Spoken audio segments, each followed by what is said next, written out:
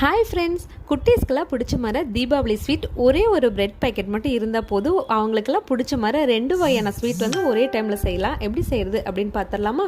4 bread slice எடுத்துக்கலாம். Corners எல்லாம் cut பண்ணிவிட்டு இந்த மாதிரி குட்டி குட்டியாக கட் பண்ணி சேர்த்துக்கலாம். இது கூட நல்லா வெதுங்கிற பால் நல்லா பிசைஞ்சிக்கலாம். இதோட நல்லா சப்பாத்தி மாவு பாத்தில் பிசைஞ்சு இதை ஒரு 5 நிமிஷம் ரெஸ்ட் கொடுத்துடலாம்.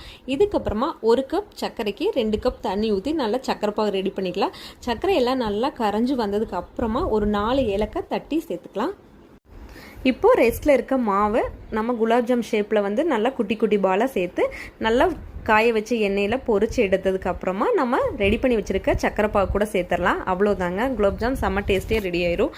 நல்லா சர்க்கரை பாகில் குலாப்ஜாம் நல்லா ஊறி வரணுங்க. அப்போ தான் வந்து அந்த டேஸ்ட்டும் நல்லா இருக்குது, சாப்பிட்றதுக்கு ரொம்ப சாஃப்டாகவும் இருக்கட்டும். இதுக்கப்புறமா ஒரு 5 நிமிஷம் நல்லா ரெஸ்ட் கொடுத்துருங்க. இப்போ மறுபடியும் மீதி இருக்கிற மாவில் இந்த மாதிரி கையில் நல்லா எண்ணெய் தடவிட்டு டோனட் ஷேப்பில் எடுத்துக்கலாம். இதே மாதிரி நல்லா காய வச்ச எண்ணெயில் கோல்டன் ப்ரௌனாக நல்லா இந்த மாதிரி பொரிச்சு எடுத்துக்கலாம்.